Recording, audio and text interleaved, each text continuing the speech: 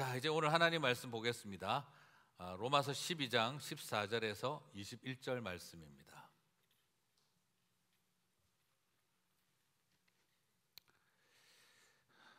자, 한 절씩 교독하겠습니다. 너희를 박해하는 자를 축복하라. 축복하고 저주하지 말라. 자들과 함께 즐거워하고 우는 자들과 함께 울라. 서로 마음을 같이하여 높은 데 마음을 두지 말고 도리어 낮은 데 처하며 스스로 지혜 있는 채 하지 말라. 누구에게도 악을 악으로 갚지 말고 모든 사람 앞에서 선한 일을 도모하라. 할 수 있거든 너희로서는 모든 사람과 더불어 화목하라. 사랑하는 자들아, 너희가 친히 원수를 갚지 말고 하나님의 진노하심에 맡기라. 기록되었을 때 원수 갚는 것이 내게 있으니 내가 갚으리라고 주께서 말씀하시니라. 내 원수가 줄이거든 먹이고 목마르거든 마시게 하라. 그리함으로 네가 숯불을 그 머리에 쌓아 놓으리라. 악에게 지지 말고 선으로 악을 이기라. 아멘. 자, 우리 삶의 의미를 찾아가는 공동체 시리즈, 지금 오늘 세 번째가 되겠는데요. 오늘은 우리의 삶 속에 이 불완전성과 갈등으로부터 변혁하여 삶의 의미를 찾읍시다 하는 제목으로 말씀을 살펴보겠습니다. 자, 아놈이라는 이 사회학적 용어가 있습니다. 이 아놈이라는 개념은 사회적인 어떤 통합과 반대가 되는 거죠. 그래서 존재감을, 정체성을 잃어버리는 혼돈 가운데 있는 것을 말하는데요. 듀리갱이라고 하는 사람이 사회학적 연구에서 굉장히 중요한 개념으로 사용을 하고 있습니다. 그래서 이 아노미를 정의를 하면 가능한 것들과 불가능한 것들 사이에, 옳은 것과 옳지 못한 것 사이에, 정당한 주장과 적절하지 못한 것들 사이의 한계가 모호해지는 상황이다. 뭔 소리인지 모호해진다 하는 생각이 드실 수 있겠습니다만, 자, 이것이 말 그대로 뭐냐면 내가 알고 있는 옳다 틀렸다라는 경계가 막 무너지기 시작을 하고, 가능하다 불가능하다의 경계가 막 무너지기 시작을 하면 사람은 아노미 증상에 들어가고, 그것은 굉장히 높아지기 시작하는 거예요. 아노미 지수가. 자, 이거 쉽게 설명을 드리면 이렇습니다. 먼저 가장 기본적인 건 먼저 내가 누구인가에 대한 혼돈이 오는 겁니다. 정체성의 결여가 오는 거예요. 내가 남편이 맞나? 내가 아내가 맞나? 내가 아버지가 맞나? 내가 엄마가 맞나? 내가 아들, 딸이 맞나?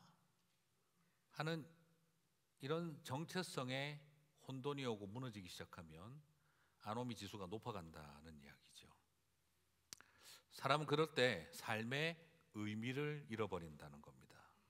사람들이 나를 어떤 직책과 호칭으로 부르는데 이름조차, 그것조차 때로는 감옥 속에 있는 수인 넘버처럼 그렇게 여겨질 만큼 나는 도대체 누구지? 나라는 존재가 무슨 의미가 있지? 이런 생각이 들 때 사람은 의미를 상실한다는 거죠.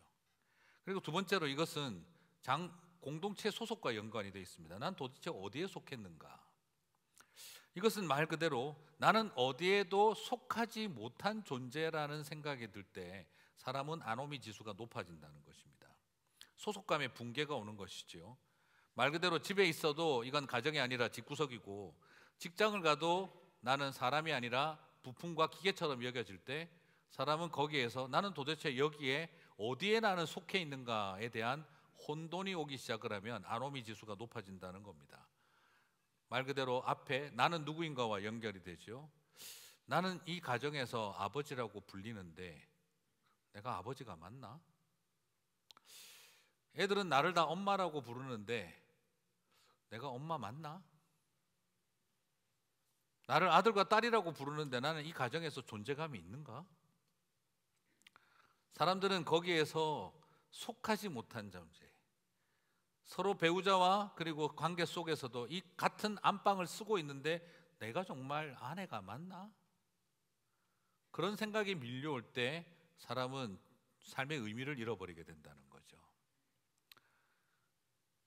옛날에는 홍길동이 그랬죠. 아버지를 아버지라 부르지 못하는. 근데 요즘은 어떠냐 그러면 엄마라 불리는데 내가 엄마가 맞나? 내가 아버지라고 하는데 나는 돈 벌어오는 존재지 내가 과연 아버지인가? 나를 엄마라고 부르는데 나는 이 집에서 일하는 사람이지 내가 과연 엄마인가?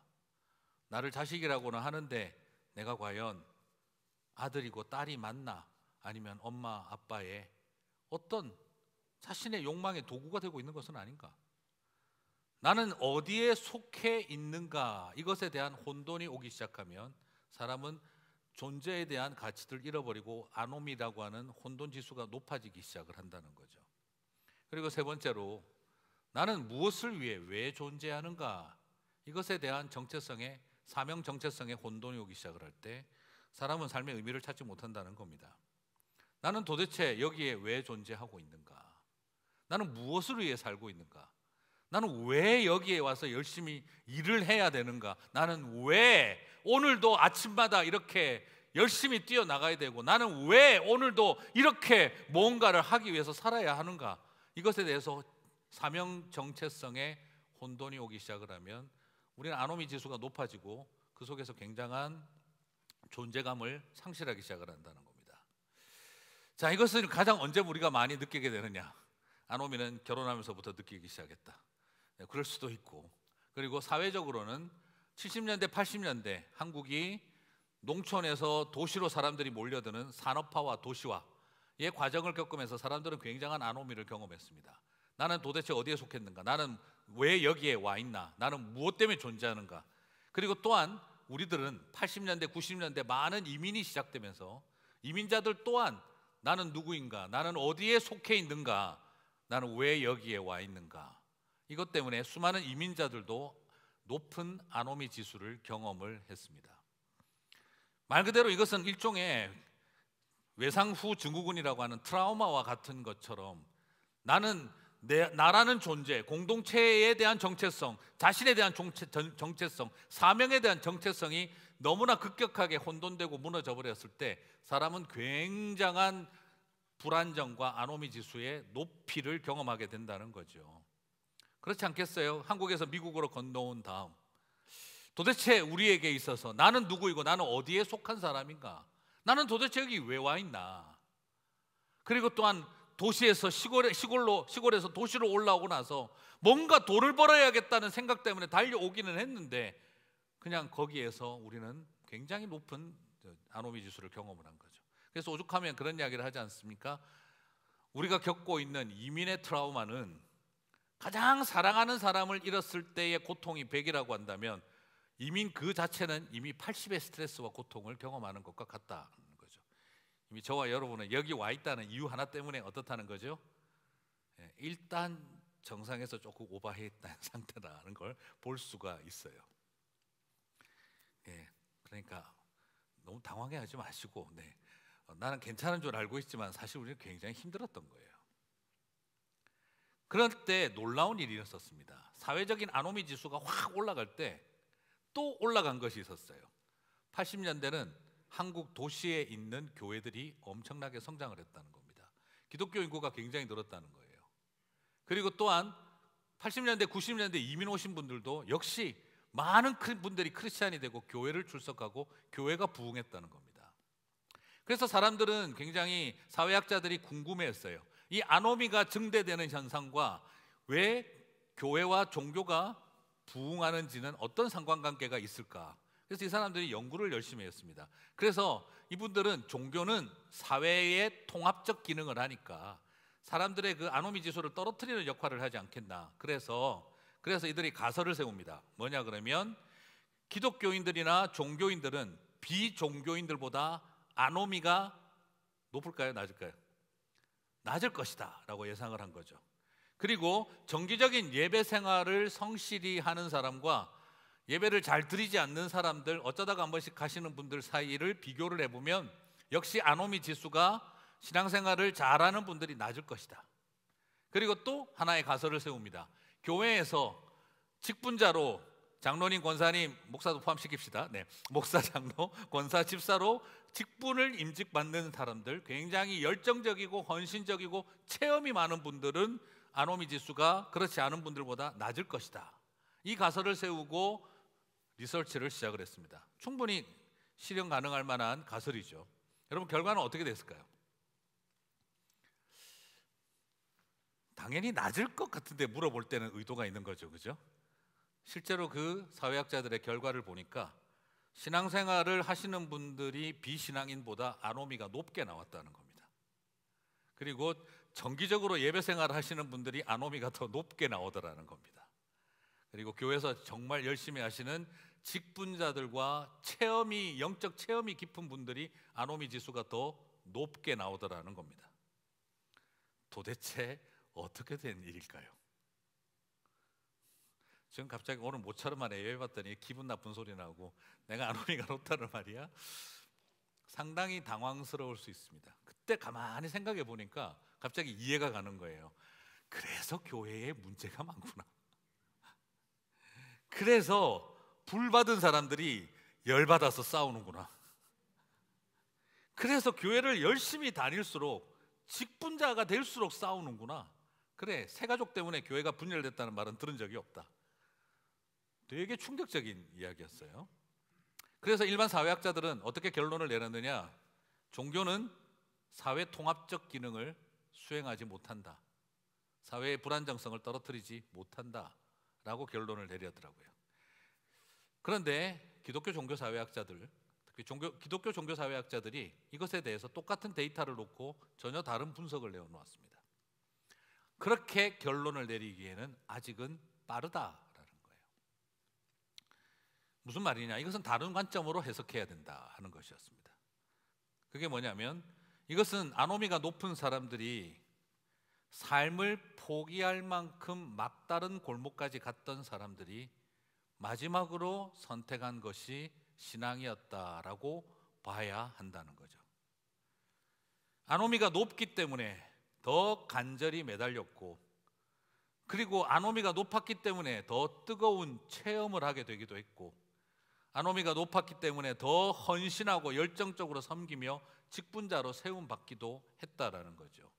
그러므로 신앙은 높은 아노미로 인하여 벼랑 끝까지 몰렸던 사람들에게, 마지막 추락을 앞두고 있는 사람들에게 갈 수 있는 다리를 만들어준 것과 같은 것이었다.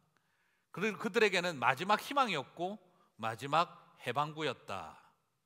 그러므로 종교가 아노미를 완화할 수 있는지 여부는 더 오랜 세월이 지난 다음에 분석을 통해 확정할 수가 있을 것이다.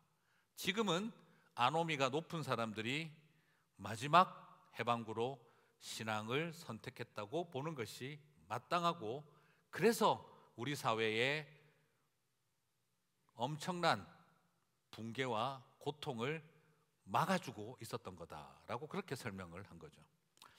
똑같은 데이터지만 분석이 오히려 기독교 사회학자들, 종교 사회학자들에게 더 설득력이 있다는 생각을 하게 되어집니다.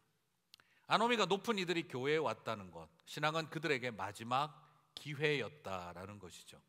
사회적인 어떤 통합과 불안정성을 낮출 수 있는 것에 실패해서가 아니라 오히려 신앙은 높은 아노미 시대의 사람들에게 마지막 희망터였다라는 것입니다. 왜냐하면 기독교 신앙이야말로 나는 누구인가, 나는 어디에 속했는가, 나는 무엇을 위해 왜 존재하는가에 대한 이유를, 답을 새롭게 제시해주고 있기 때문인 것이죠. 자, 이제 세월이 지났으니, 몇십 년 지났으니 어떻게 평가해야 될까요? 그것은 다음 주에 다루도록 하겠습니다. 우선 생각할 것은 뭐라는 거죠? 아노미 현상이 높았던 우리들이 모였고, 그래서 옛날에 보면 어때요?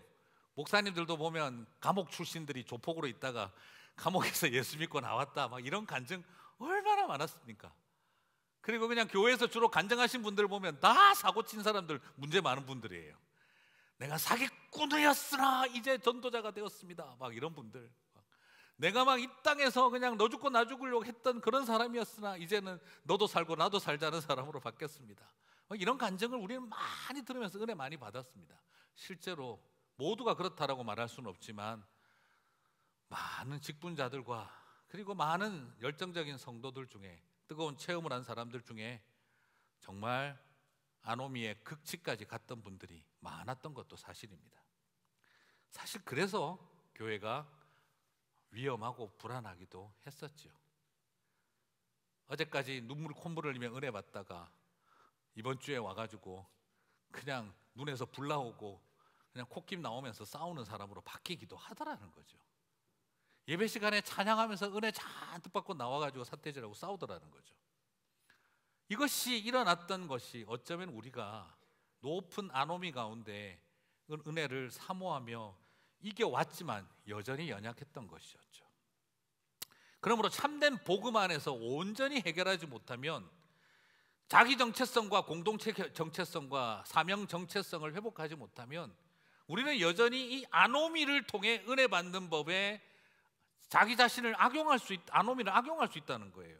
자, 무슨 말이냐? 너무나 안타깝게도 초창기 교회와 기독교 신앙 지도자들이 성도들의 그 높은 아노미를 계속 자극해서 은혜 받는 법을 가르쳐 왔다라는 겁니다. 그러니까 우리 성도들이 대체로 어떤 줄 아세요? 문제 생기면 새벽기도 나와요. 그리고 뭔가 굉장히 힘들고 어려운 일 생기면 그때 은혜 받아요. 좋은 일 생기면 예배 시간도 졸리고 기도도 잘 안 되고 그냥 사고 터지고 문제 생기고 그냥 망할 상황 되고 힘든 일 팍 생기면 조용하기 시작을 하는 거예요. 여러분, 이것이 정상적인 것이 아닌 것이었습니다. 그러니까 우리는 신앙생활 뜨겁게 하려면 어떻게 하면 되죠? 문제가 많으면 됩니다. 여러분, 이것이 정상적인 것이 아니에요. 참된 복음 안에서 참된 회복이 있어야 되는데 그것이 성숙인데 우리는 아노미 지수에 적응하는 신앙생활만 해왔던 겁니다. 여러분, 이것은 은혜 받은 게 아니라 대단히 미안하지만 종교적 기술을 체득했을 뿐이었던 겁니다. 그럴 때 우리는 막 그냥 소리 지르고 울었던 거예요. 신앙이 없어도 내가 서럽고 복장 터지고 힘들어서. 때로는 극약 처방도 필요했지만 그러나 이제는 그렇게만으로는 해결할 수 없는 것을 바라봅니다. 오늘 참된 복음의 사람들, 복음 안에서 아노미가 낮춰져서 삶의 의미를 찾아가는 모습은 바울은 복음 다음에 우리에게 다른 삶을 가르쳐주고 있습니다. 로마서 12장 4절을 봅니다. 같이 읽겠습니다. 너희를 박해하는 자를 축복하라. 축복하고 저주하지 말라. 내 속에 박해당하는 미움 때문에 속이 터지고 분통이 터지고 원망이 나오고 막 그럴 때 은혜 받는 게 아니라 오히려 아노미가 떨어지는 삶은 박해하는 사람을 향해 저주하지 않고 축복하는 것을 말해요. 여러분, 박해하는 사람이 누굽니까? 박해하는 사람.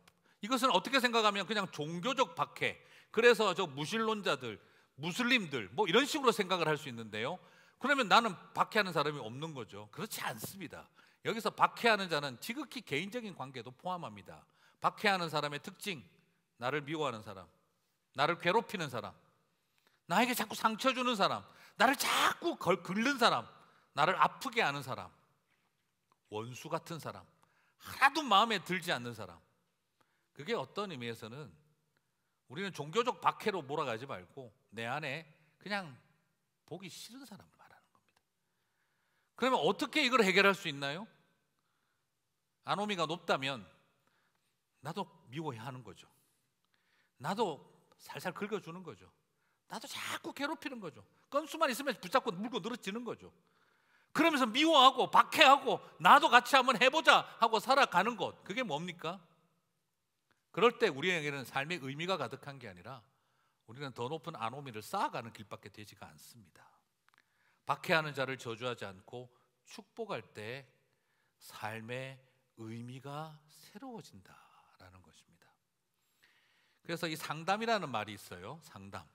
우리 한자로 보면은요, 상자는 서로 상자죠. 네. 그리고 담이라는 말이 참 인상적인데 말씀언변에 옆에 불꽃 염자가 붙어 있습니다. 참 무엇을 말할까? 상담한다는 것은 내 마음에 화가 쌓여 있는 게 불꽃염, 불태울 염이 서로 말씀을 통해, 말을 통해 마음에 있는 쌓여 있는 화, 불꽃을 꺼뜨려 가는 것이 상담이다라는 거죠. 저는 저 한자말이 참 인상적입니다. 상담은 우리의 마음 안에 쌓여 있는 화가, 쌓여 있는 불덩어리들을 서로 대화를 통해 서로 대화를 통해 풀어가는 것, 그것이 상담이다라는 거죠. 그렇습니다. 마음의 불덩어리는요, 물이 끄는 게 아니라 말이 끄는 것입니다. 참 좋은 말을 통해 마음의 불덩어리를 꺼가는 것이지요. 그래서 대화는 왜 존재하느냐? 마음에 쌓여 있는 불을 끄라고 주신 것이죠. 만나서 대화하면 마음에 쌓인 불이 꺼지는 것입니다. 대화를 하지 않으면 어떻게 되죠? 마음에 불이 쌓여가는 거죠. 물론 대화를 해도 자기 말만 하는 사람들하고 있으면 참 피곤하죠.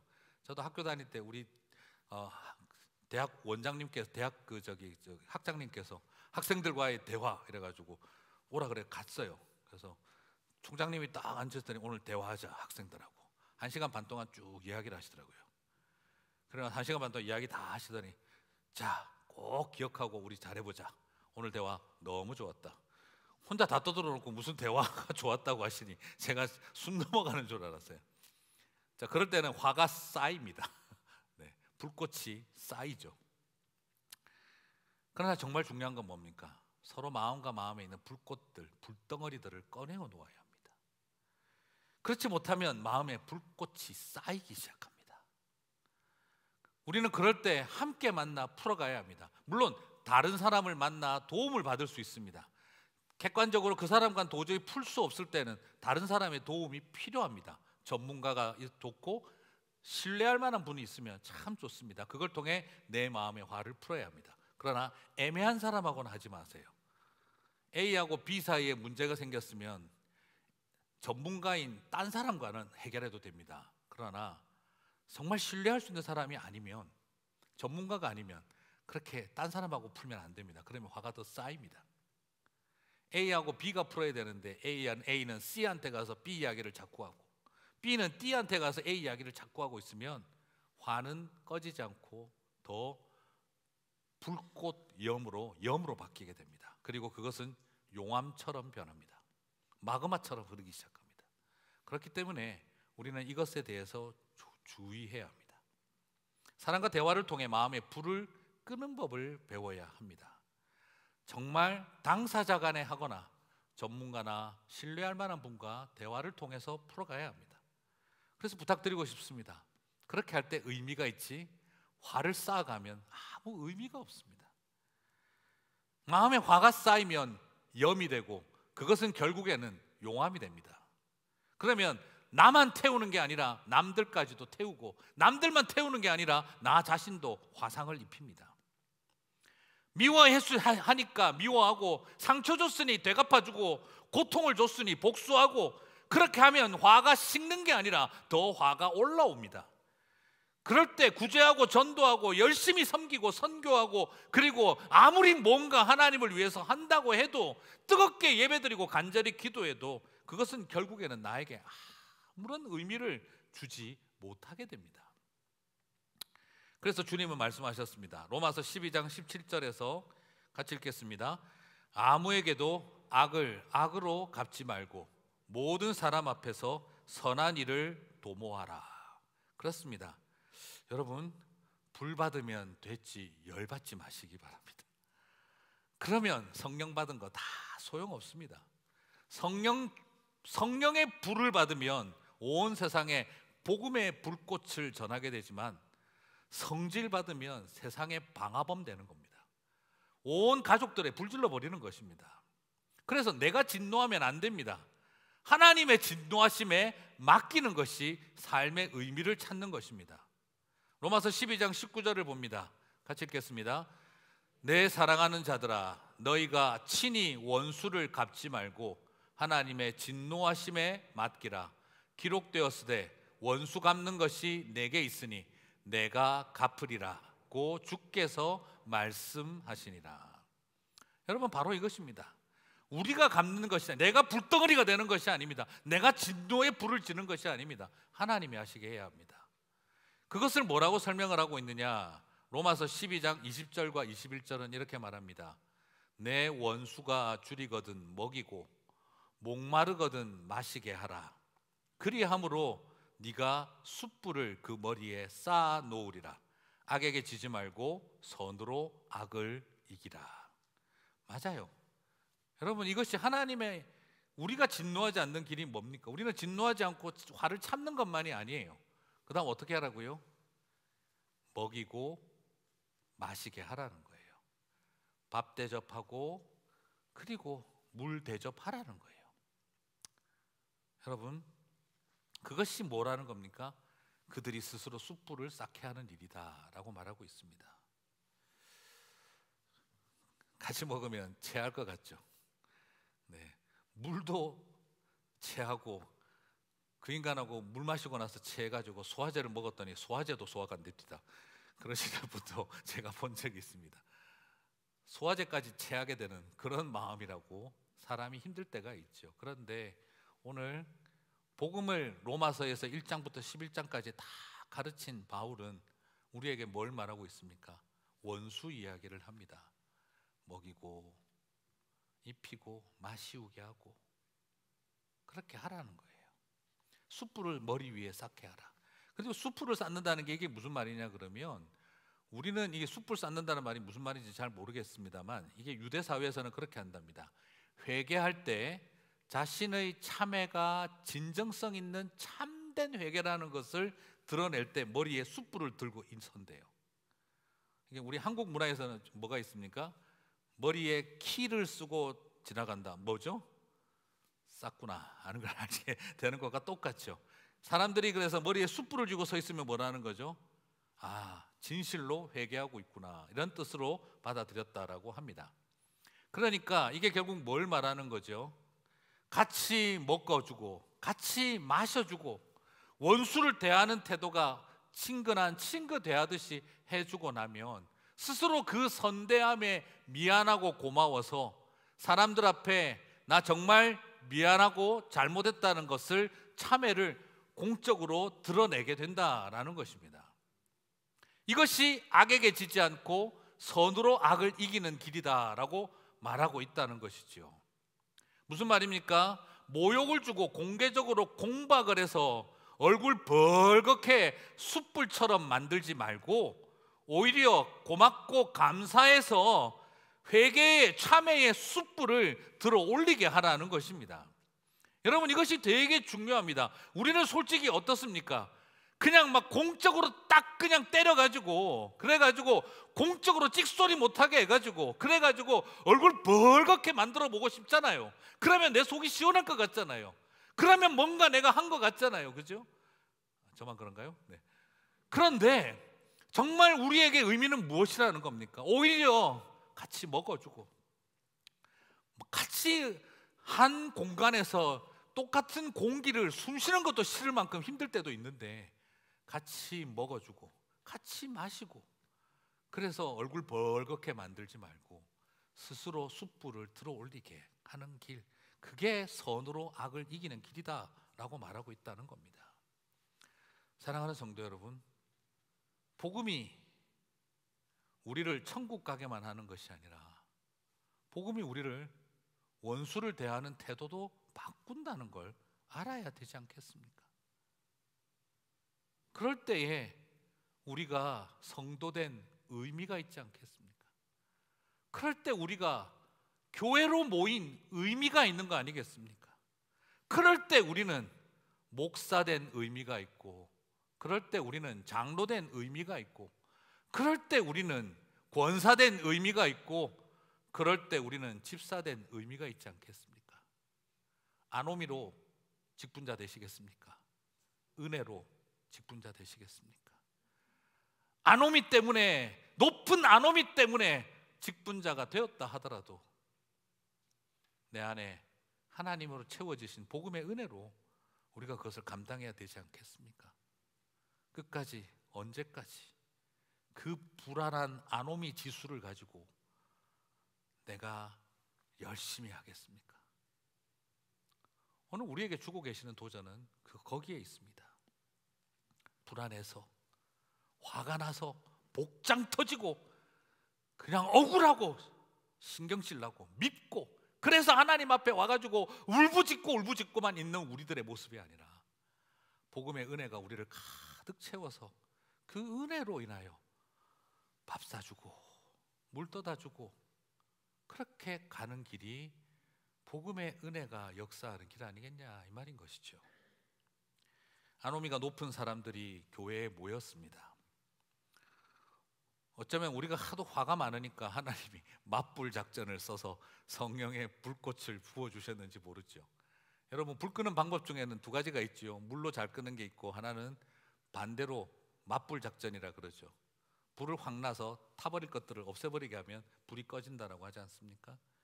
어쩌면 성령 하나님께서 우리의 마음에 불꽃 염이 가득하기에 맞불 작전을 쓰셔서 성령을 부어주셨는지도 모르겠습니다. 부탁드리고 싶습니다.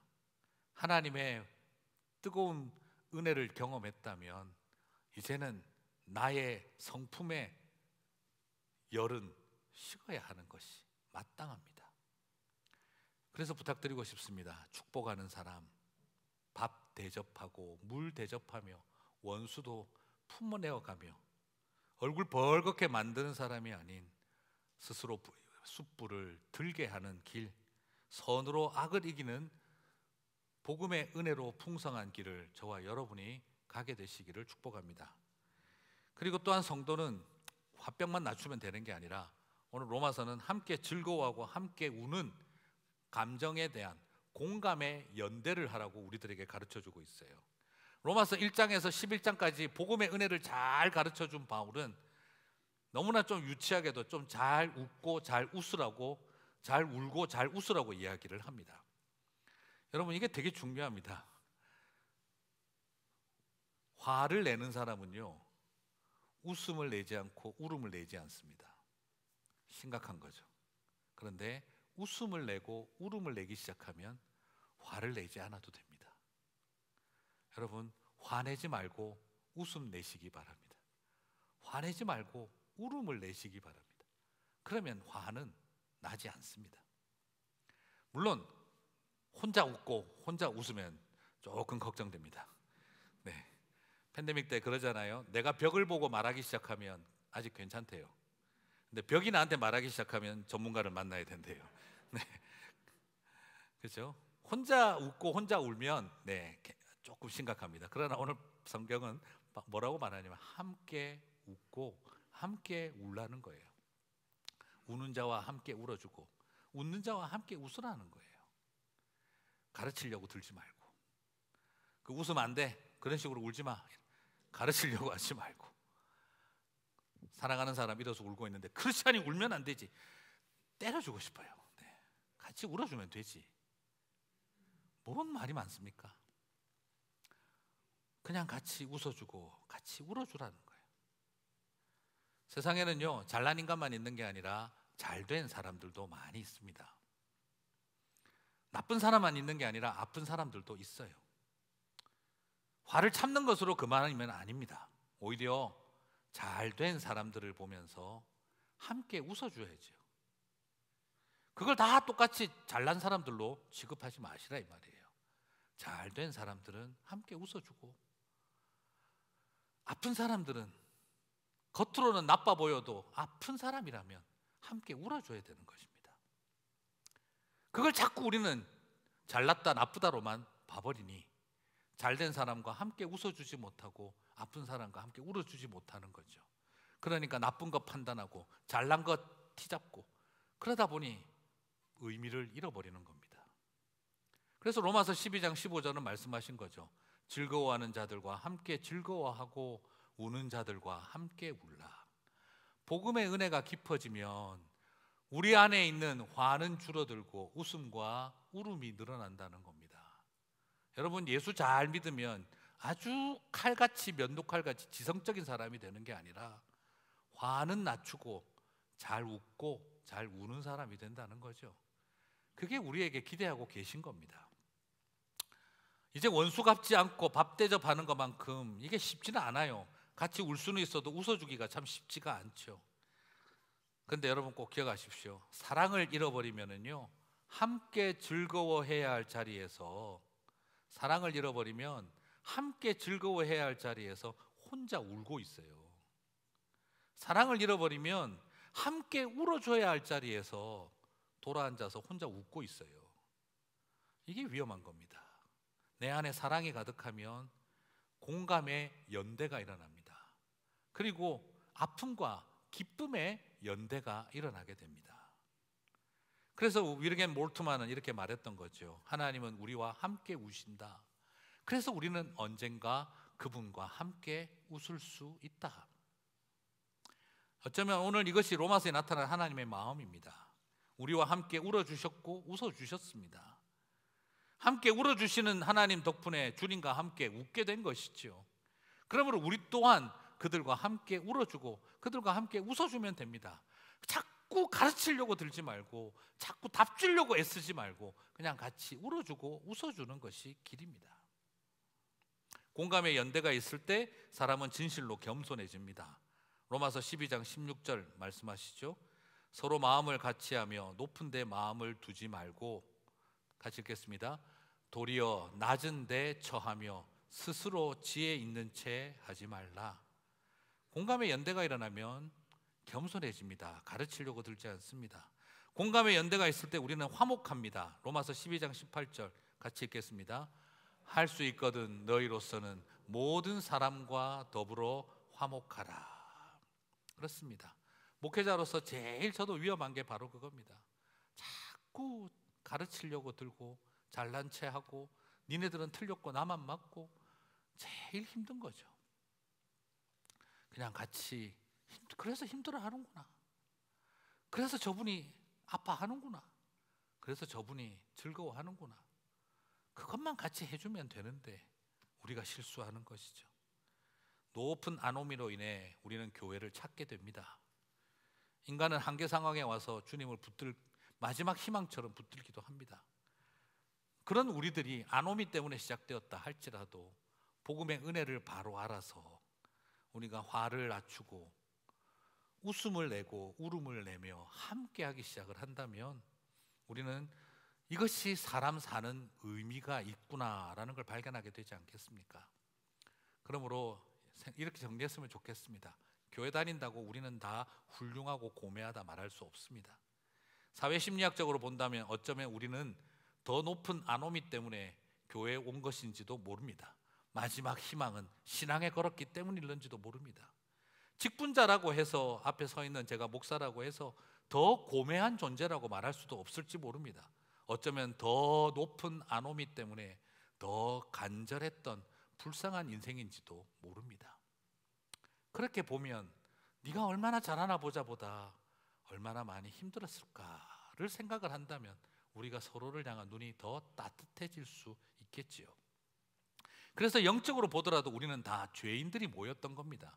그래서 사도 바울도 고백했던 겁니다. 내가 죄인 중에 괴수이며 누가 이 사망의 몸에서 나를 건져내랴 하며 탄식하고 힘들어했던 것입니다. 여러분 그렇습니다. 사도 바울은 나는 의인 중에 으뜸이며 라고 자랑하지 않았습니다.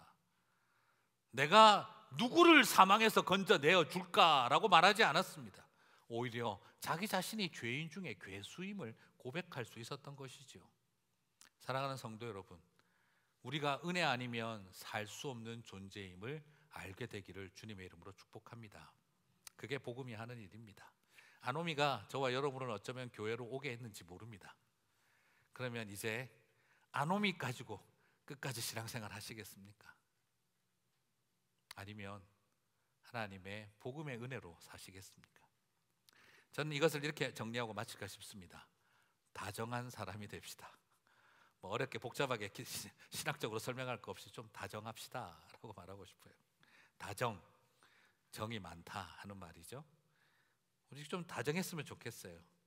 여러분 인생 살아가면서 살맛 나는 게 뭐 딴 거 있습니까? 솔직히 매일매일 잠자리에 들 때마다 뭐 챙기는 거 우리 있잖아요, 그죠? 저 같은 경우도 내일 아침에 알람, 스마트폰 또 해야 되니까 알람 스마트폰 챙겨놓고 또 자기 전에 유튜브 하나라도 좀 더 볼까 싶어서 옆에 놔두고, 또 저희 아내가 요즘 열심히 챙겨주는 거 물 좀 마셔라 그래서 물 갖다 놓고, 그리고 또 자기 전에 또 혈압약 하나 안 먹었나 챙기고, 내일 스케줄 한번 확인하고, 근데 여러분, 잠자리 들 때 우리가 그런 거 하나 있으면 얼마나 좋을까요?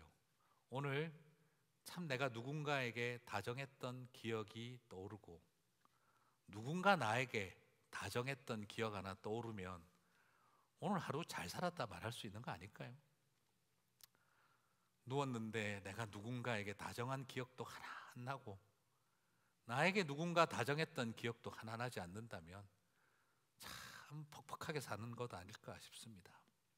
복음에 맞게 살아가는 삶, 우리 살다 보면 불편한 사람에게 눈빛에 살기 돌고 입술 떨리며 말하게 되는 일 참 많은데 그냥 그러지 않고 눈웃음과 함께 그리고 다정한 입술로 그렇게 말할 수 있는 삶 되면 참 좋을 것 같습니다. 우는 사람과 웃는 사람에게 함께 울어주고 함께 웃어주는 공감의 연대를 하며 답 가르쳐주고 가르치려고 하는 아는 척 잘난 척 하지 말고 그냥 다정하게 대하는 길. 삶의 의미라는 것은 매일매일 다정했던 기억 하나씩 만들어가고 살아가는 거 아닐까 싶습니다. 차 한 잔 내밀어주고 그리고 다정한 한마디, 다정한 미소, 다정한 악수와 인사 안 하면 어쩌면 우리 사는 거 그렇게 춥고 차갑게 여겨지지 않지 않을까 싶습니다. 아노미로 시작했습니다. 아노미로 끝까지 가는 우리들이 아니라 오히려 복음의 은혜로 다정함으로 우리의 삶을 성숙하게 의미 있게 만들어가는 저와 여러분 되시기를 주님의 이름으로 축복합니다.